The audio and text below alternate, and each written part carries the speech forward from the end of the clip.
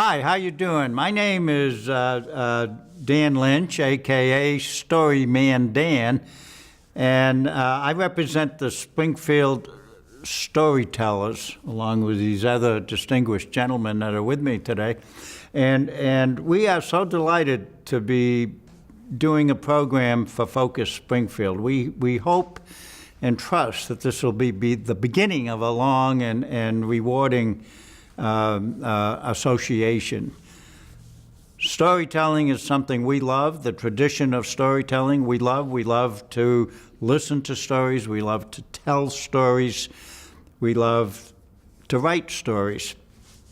And we meet once a month, the third Friday of every month at 7 o'clock on 1000 Wilbraham Road, and we have what's called a story swap. We just sit around, very informally, we tell stories. Or some people come just to listen.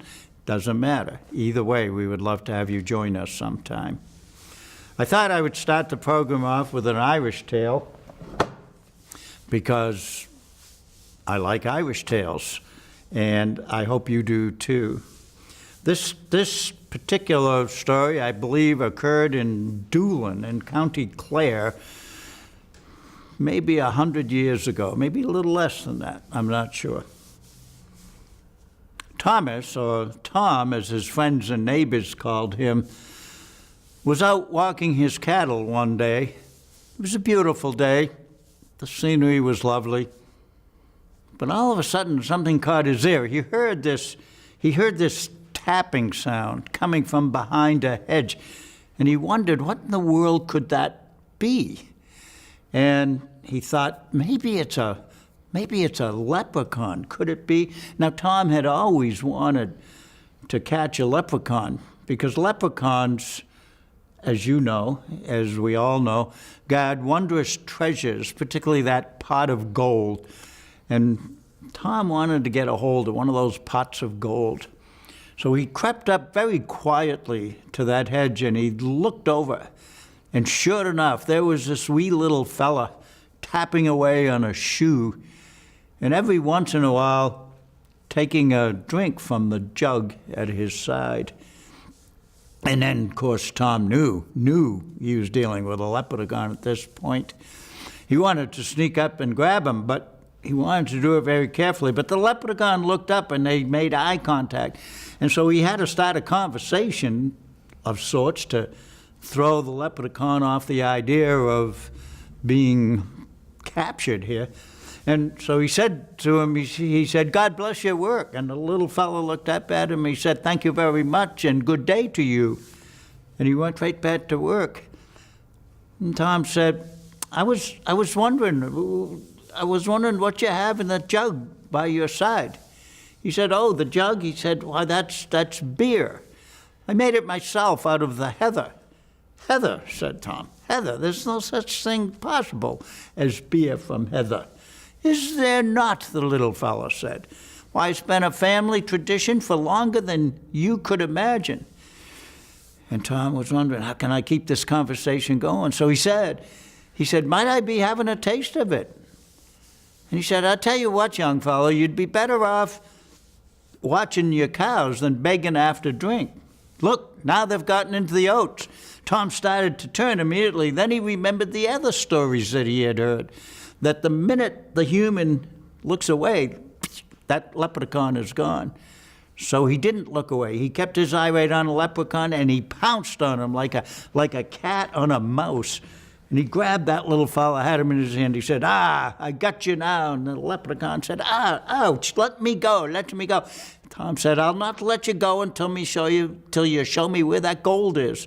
Leprechaun says, "Oh, what do you want with the gold? It's more trouble than it's worth to your kind." He said, "You better give it to me. I want to see it now." And the leprechaun said, "Oh, there's no softening of your heart, is there?" And Tom said, "No, there'll be no softening of my heart until I get that gold." The leprechaun said, Okay, aren't you a clever one? Okay, let's go. We have some walking to do." And held tightly in Tom's hand, a little fella directed him through this field and that field. And it was a long walk they went on. And finally, the leprechaun said, "Stop here." And Tom said, "What are we stopping here for? This is nothing but a field of thistles." He says, "Yeah, it might be just a field of thistles, but buried right underneath this thistle is a pot of gold." And there was silence for a minute, and the leprechaun said, "Well, what are you waiting for? Get going, start digging, get your gold." But how could Tom dig without putting the leprechaun down? And then, of course, he would have run away. And how could he dig without a shovel? So he thought for a minute, and then an idea came to him. You see, he was wearing this beautiful red scarf that his grandmother had knitted long ago. And he took the scarf off, and he tied it around that thistle. And then he looked at the little fella, and he said, promise me, you will not touch this scarf nor this thistle this day or night." "Ah," he says, aren't you the clever one? Okay, I promise. Now let me go, please. I have a lot of work to do." He said, No, I won't let you go yet. One more thing. You must also promise and swear that you won't touch this pot of gold this day or night. "Ah," he said, "you are the cleverest person I've ever met. Okay, I swear I will not touch this thistle. I will not touch the scarf, nor will I touch the gold under the thistle this day or night. Now let me go." And Tom said, "Okay, and good luck to you." And the leprechaun said, "And good luck to you, and may the gold do you a lot of good." And he scampered off. The minute the leprechaun was gone, Tom turned and he ran as fast as though the devil himself were after him. And he went to his farm, and he went into the shed, and he got out his spade, and he came running back to that field of thistles. And he looked, and he just stood there, and he had to laugh at himself. You see, the leprechaun had kept his word. He had not touched that scarf. He had not touched the thistle, nor did he touch the pot of gold under the thistle. But around each and every thistle in that entire field was tied a beautiful red scarf, just exactly like Tom's. There was no way he could tell under which thistle that gold was buried. So he laughed at himself for being such a fool as to think that he could out-trick a leprechaun. Great story, Dan. Thank you. Great. Good one. I would like to introduce now Jeremy Lord, who's one of our just marvelous storytellers, and he will share one of his stories with you at this time. You know, I often have become kind of intrigued at how some obscure event long ago seems to have a peculiar impact on something much greater into the future. And that's kind of the story of a very sad and unnecessary murder of George Merritt in Lambeth Marsh in London in 1870. I want to tell you that story about how his death indirectly had a profound impact on all of our lives today. See, in 1860, the London Philological Society had their meeting, a very special meeting. And the meeting was to address a topic that one of its members had a passion for. And that was what the United Kingdom urgently needed, if not urgently, greatly needed, was a comprehensive dictionary of the English language. And that lecture became the foundation of which the Oxford English Dictionary came into its formation. So I want to tell you about that. But I'm ahead of my story. What I really need to get to right now is the most interesting American character, William Minor. Now, William Minor grew up in New Haven, Connecticut. He grew up the son of missionary parents. They had their ministry in Connecticut and eventually in the Far East. And as he grew up in this very conservative family and religious family, it had a formation on James Minor's life. In 1865, or actually 1863, James Minor had graduated from Yale University as a doctor, a surgeon. He served in the Civil War, served at Gettysburg, and that had a profound impact on his life. He was, as a surgeon in the Army, he was an officer. And over the next months or years, he had peculiar behaviors. He became obsessed with prostitutes, and to the point where he was discharged for the Army for mental illness. He was pensioned from the Army, but to cure himself, he went to England. He thought what he needed to do was to get away from all the distractions in America. And he took a flat in Lambeth Marsh in the seediest part of London. It's there that he lived for several months, living off from his United States Army pension. Now to George Merritt. Now George, for 8 years, had been a coal stoker at the Red Lion Brewery. For 8 to 12 hours a day, he shoveled coal. Now George and his wife Eliza had 6 children. They were very poor people and lived in Lambeth Marsh, which was the seediest part of London, crime-ridden. It's what you read about when you read Charles Dickens. So one Saturday in the middle of the night, when George left to go to work, he had the night shift. Eliza didn't think anything different would happen this day.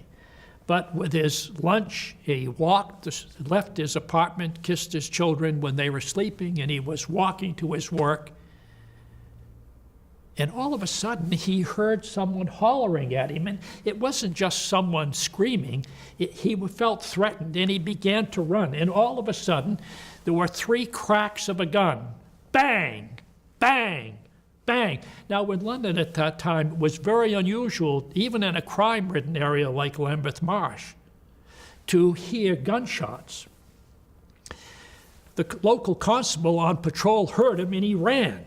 And he blew his whistle, that distinctive sound of an English policeman's whistle. It summoned 2 other constables. And when they arrived at the scene, there on the sidewalk was lying George Merritt with a bullet wound in the head and 1 in the back. 3 shots had been fired, but only 2 hit George. And he was dead. They immediately arrested the perpetrator of the crime, and it turns out that that was William Minor. He didn't resist. He said he had killed George Merritt accidentally, but there the gun was. He had the gun. He was then arrested, tried, and determined that he was insane, which he was. And the more sophisticated penal system in Britain at the time allowed him not to be imprisoned in a typical prison facility, but he was sent to the lunatic asylum in Broadmoor. Now, George Merritt is dead. His wife, Eliza, has 6 children, and William Minor is now incarcerated in the lunatic asylum.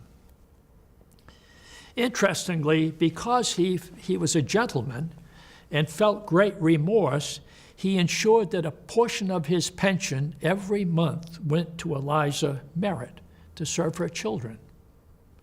And while she visited him to know the man had killed her husband and who was sending him her checks. Now, back to the dictionary formation. James Murray became the editor after 3 other failed attempts to become the editor of the Oxford English Dictionary that was coming together. It had been failed attempts, but Murray took charge and had a system. Imagine the complexity of trying to get all the words ever created in the English language into one book form. He had a method he put together. He decided the only way he could get these words together was to invite people from all over the English-speaking world to submit words in their meetings to send them to him, where they would be cataloged and refined and polished to put into the dictionary. So he advertised in magazines and in English-speaking newspapers that he wanted volunteers, and thousands of people, literally thousands of people from America, from the British Isles, from British colonies, agreed to help and volunteer. And he specified how the word should be sent, that they would take an 11 by 8 piece of paper, fold it in half, so you had 2 on each, tear it in half, and then following a specific format, the word on the top left-hand corner, the book that it was found in, the page it was found at, and a quote where that word was used, and these would be sent to Dr. Murray in England. And the words started coming in by the thousands, and tons of paper were organized in Dr. Murray's scriptorium.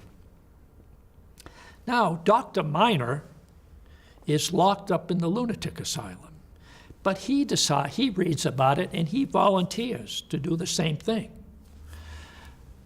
But interestingly enough, Dr. Minor decides not to follow Dr. Murray's methodology.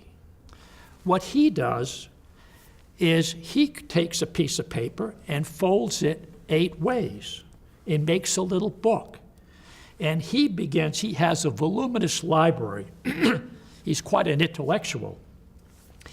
He has a voluminous library, and he has the resources through his pension to buy books that are provided to him or he's shot for him by Eliza Merritt, the widow of George Merritt.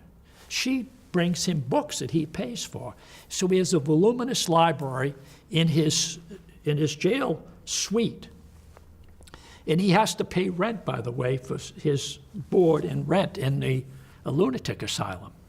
So as he goes through the books and finds interesting words, he puts them on these little pieces of paper, and he maintains those himself. Now, for the next 20 years, he corresponds with Dr. Murray and becomes the single most prolific helper in categorizing these words. But he doesn't send them to Dr. Murray when at the scriptorium, when they have trouble finding a particular word. They ask, Dr. Minor,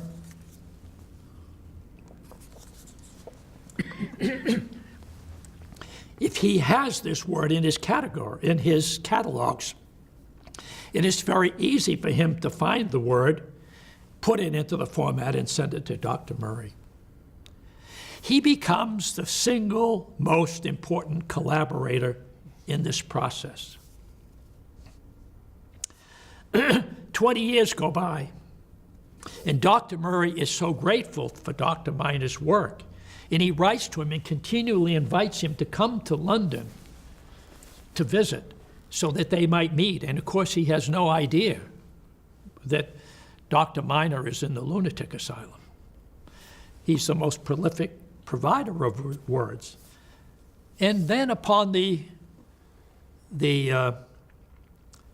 anniversary of Queen Victoria's 50th anniversary of being on the throne, the dictionary is making great progress, and 2 volumes of 16 volumes eventually are published with great acclaim. And they decide to celebrate. So Dr. Murray invites Dr. Minor to come to the celebration. But he says that because of physical limitations, he's unable to come. 22 years now have gone by, and Dr. Murray is so grateful and so frustrated that he doesn't get to meet his friend. So he writes to Dr.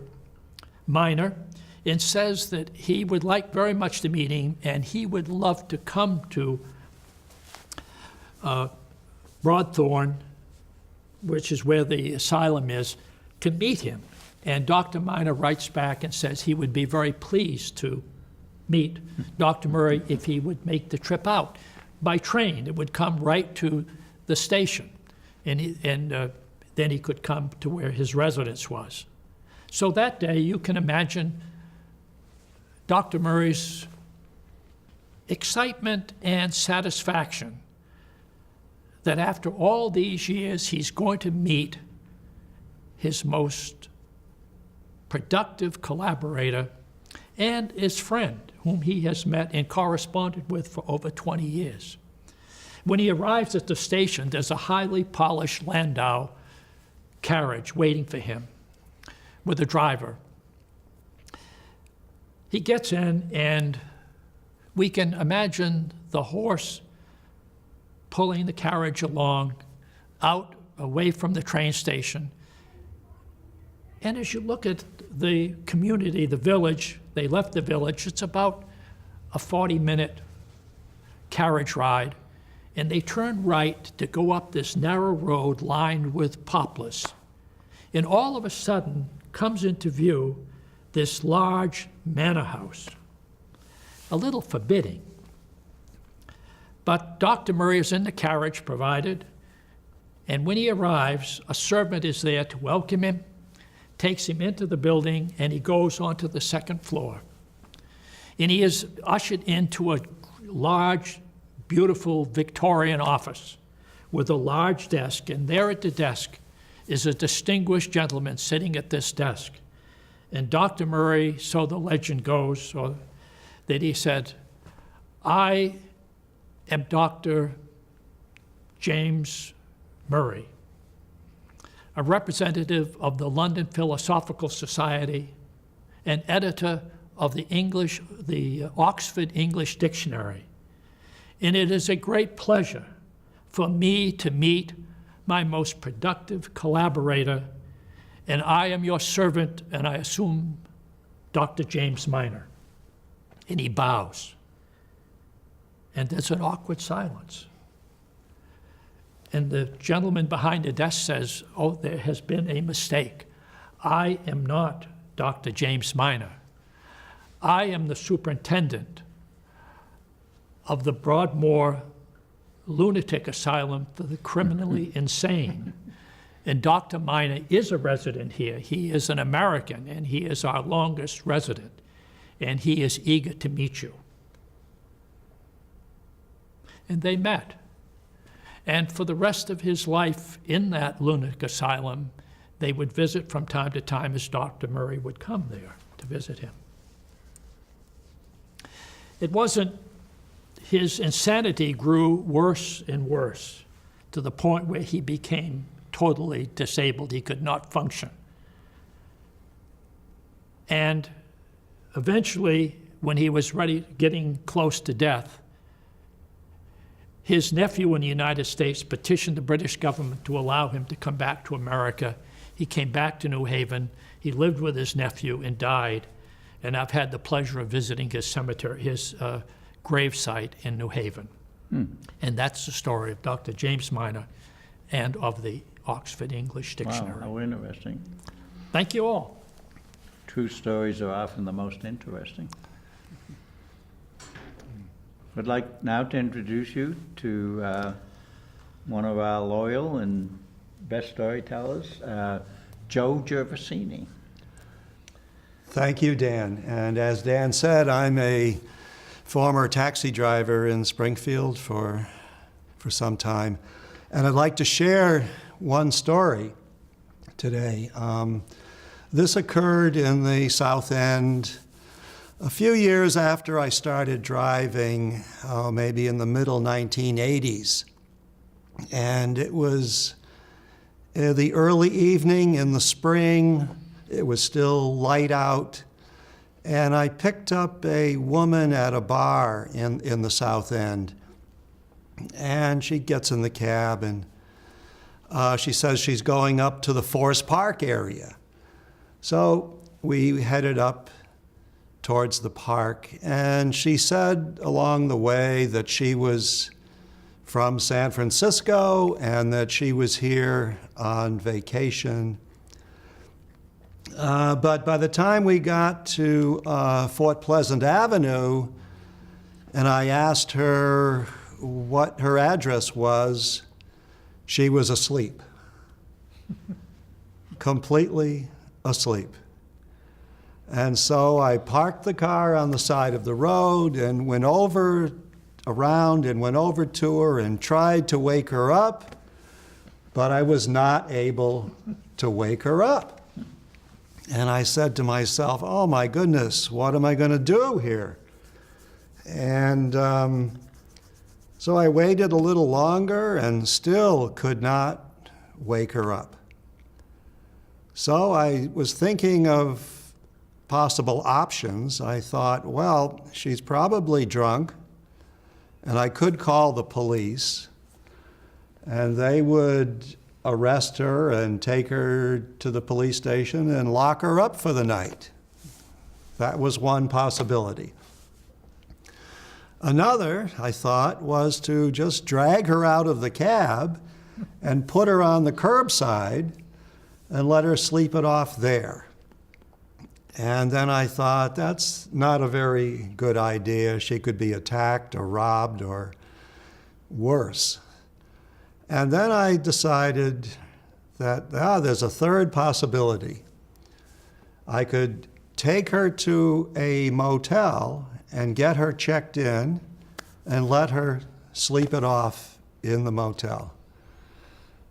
And that's what I did. And I thought that she was drunk, but she had clean clothes on, which meant that she was not drunk all the time. She was just drunk because she was on vacation. And she probably had money to pay my taxi fare and to pay for the motel. So I took her to the motel on State and Thompson.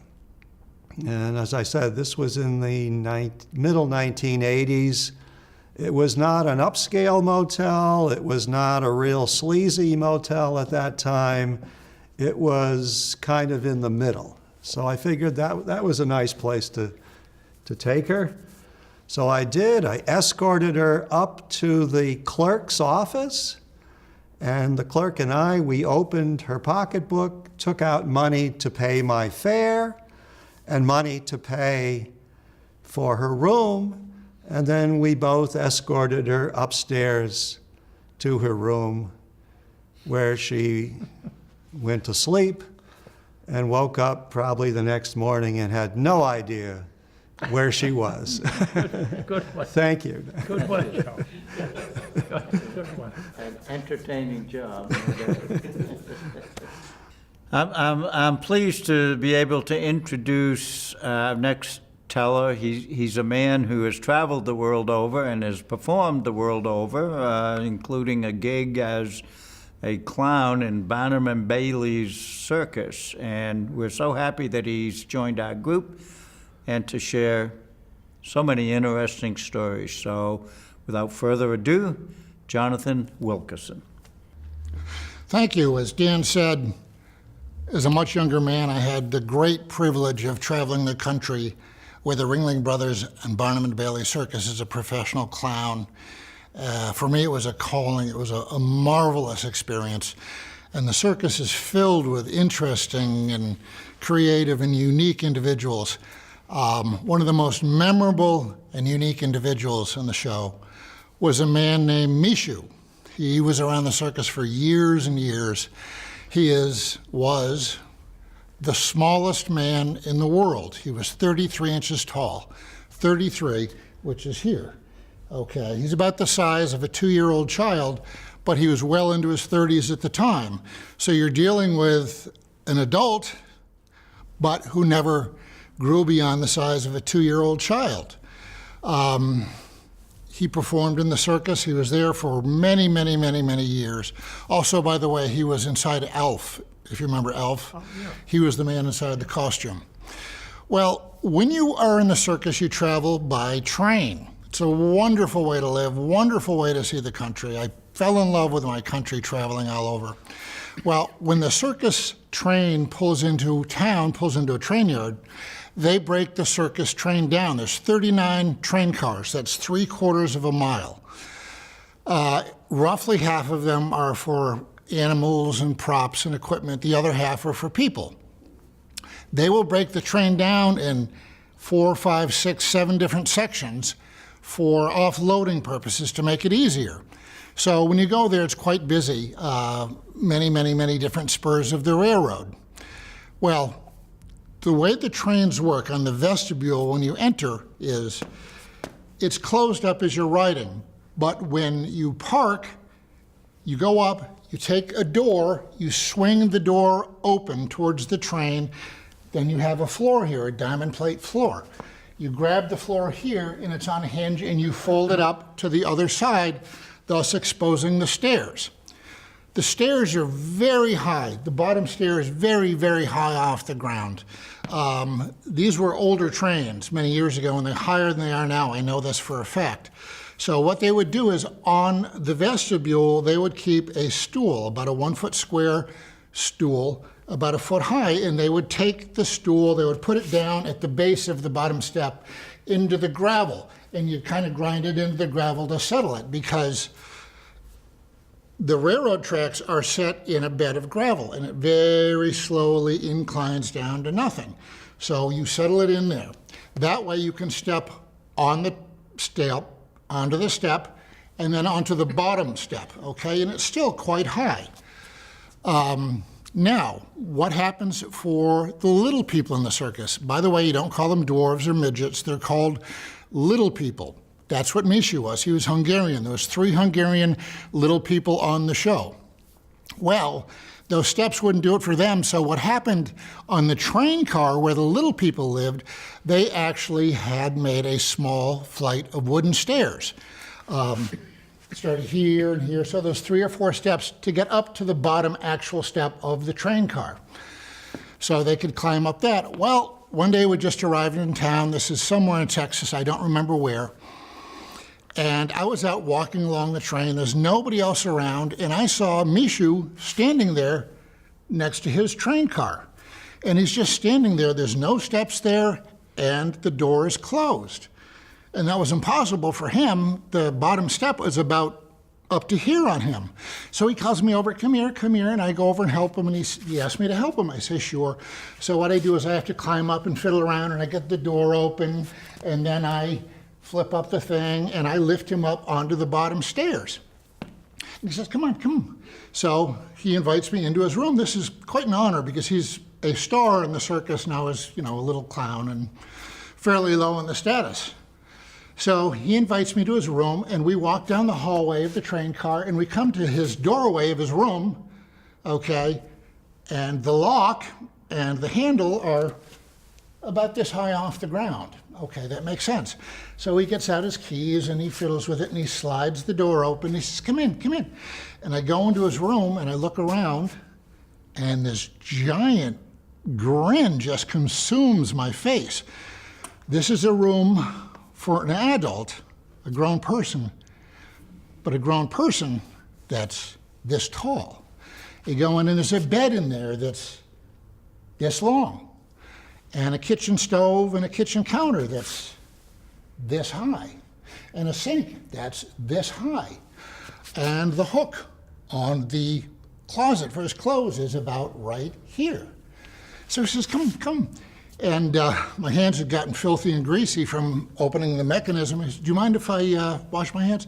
Sure, go ahead. So I, washing my hands right here and this thing like that and do it. And he says, come, sit. So I look around and I, of course, well, here's a chair. I can take Misha's chair and I put it down and I come, okay, I'll sit here, thank you, like that. And we sit and chat a little bit and he goes, oh, you want a drink? You'll have a drink? And I said, well, it's 10 after 12, sure, let's have a drink. Okay. He was known for drinking a lot and smoking a lot. He'd smoked these big, giant, long cigarettes that were, be like something size of a pencil for us. Well, he goes over and gets vodka, passionate about vodka. And you realize you and I taking a drink, we would grab a bottle and pour it in a glass. Well, this man is, again, this tall. So how does he get it? He goes over and he gets the bottle and he kind of hoists it up on his hip and holds the top and goes over to the cup and kind of has to bend over, holding the bottle like this and pouring out the vodka for me and bringing it back up and then putting it down. So he sat there and don't feel like much of a man to say he probably outdrank me. But we sat there and had a couple drinks. This was on a day off, and it was really very interesting. I eventually excused myself and moved on, and we opened the next night. And after the show that night, we had an early show, there was a wonderful bar that was attached to the arena where we were playing. And so there was a lot of circus people in there. And Mishu was in there, and he was standing on a stool. When you're talking to little people, you either try to bring them up to your height or get down to their height so you're not towering over them. Well, he was standing on a stool at the bar and talking and waving and holding court. And one of the showgirls came in who had injured herself, and she was on crutches, and there was no seats available to her. And he offered the seat. So I ended up taking Mishu, holding him on my hip like you would a child. And he's got his drink and a cigarette, and I've got a beer, and I'm sitting there with a 33-inch tall, 35-year-old man on my hip. And that's my story of Mishu. And thank you. Great story. Yeah, that was Great story. That was good. Jonathan. Well, I'm so glad you had the chance to see the Springfield Storytellers. As you can see, and this is just a few of us, as you can see, these fellows are very interesting guys, and they have great stories. We meet the third Friday of every month at 7 o'clock at 1000 Wilbraham Road, which is right across from Duggan Academy. And we hope you'll come join us sometime, either to listen or to enjoy hearing the stories, or to tell one. Perhaps you have some stories yourself you'd like to share. We would love to hear them. So the third Friday of the month. My number is 413-543-5542. I would like to conclude the program with a story that an excellent professional storyteller up in Amherst, John Porcino, shared with me years ago. And again, thank you for listening. This is called Old Joe and the Carpenter. Old Joe lived way out in the country, and he had one good friend. They had been friends their whole lives long. They really had. And all that time, they never had an argument.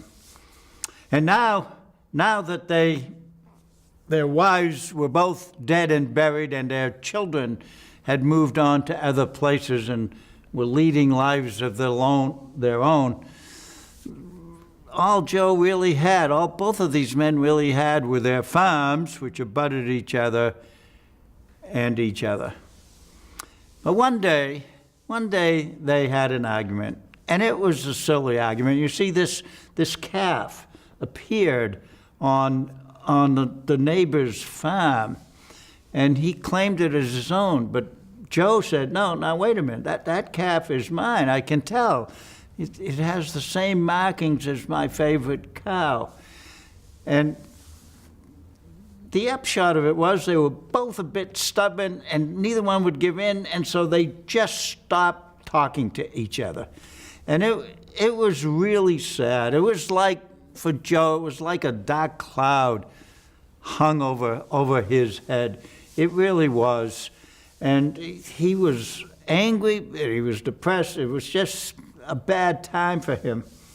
Until one day there came a knocking on the front door, and Joe wasn't expecting any company that day. He had no idea who it could be. He opened the door, and there was a young fellow who looked like a real nice man, and he had dark hair and deep, dark, sincere-looking eyes, and he had a box of carpenter tools on his shoulder. And he said, I'm just a carpenter looking for work, and I'm wondering if you would have any projects around the farm here that I could help out with. Well, old Joe wasn't the type to take someone just straight on like that, you know. But he invited the young fella in. And they went into the kitchen. Joe had some stew, some homemade stew on the back burner. He had some bread that was homemade, fresh made that very morning, some homemade butter, fresh churned butter, and some homemade jam. And they sat down and he offered a meal to this young carpenter. And they sat there eating and talking. And it was after a while went by that Joe started thinking, I really like this guy. There's something I like about this guy. So he said, you know, I just may have a job for you. And the carpenter said, yeah, what's that? He said, look out the window there. He said, do you see that creek running down between my place and my neighbor's place? He says, yeah, I do. He said, well, that creek wasn't there till a week ago. Called down him anyway. He took his tractor and plow and he just dug a trough right down the property lines and he flooded it. But I tell you what, if he wants to keep us apart, I'll do one better than him. I'd like you to go down there and build me a fence, a big, tall fence, so I won't even have to see his place no more. Dad, burn it. And the carpenter looked down and he said, Joe, if you've got the lumber and the nails, he said, I can do a job that you're gonna like. Well, Joe had to go into town to get some supplies that day, so he hitched up the wagon and he taught that carpenter, he brought him into the barn and he showed him where the wood was and all. And he said, you go ahead and get to work. He said, I'll be back before sundown.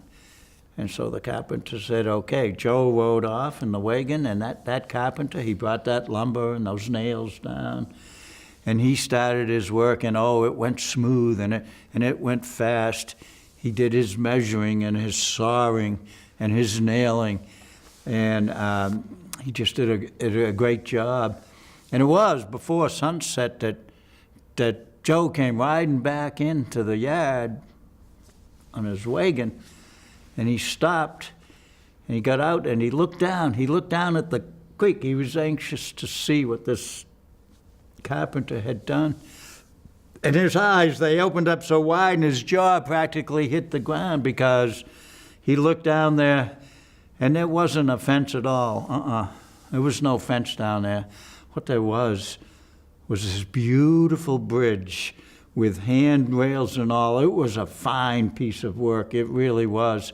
And on that bridge was his neighbor, and his neighbor had his hand out, and he was coming across the bridge. He said, Joe, you're quite a fellow to have built this bridge. I never could have done that.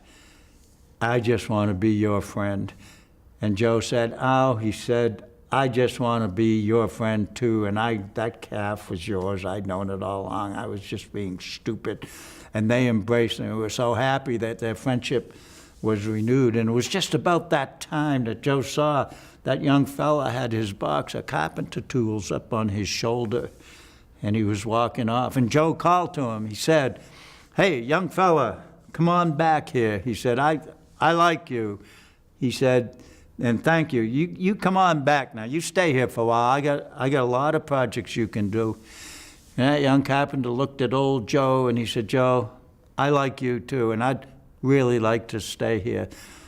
But you see, I can't. I got lots of bridges to build. That's a great one.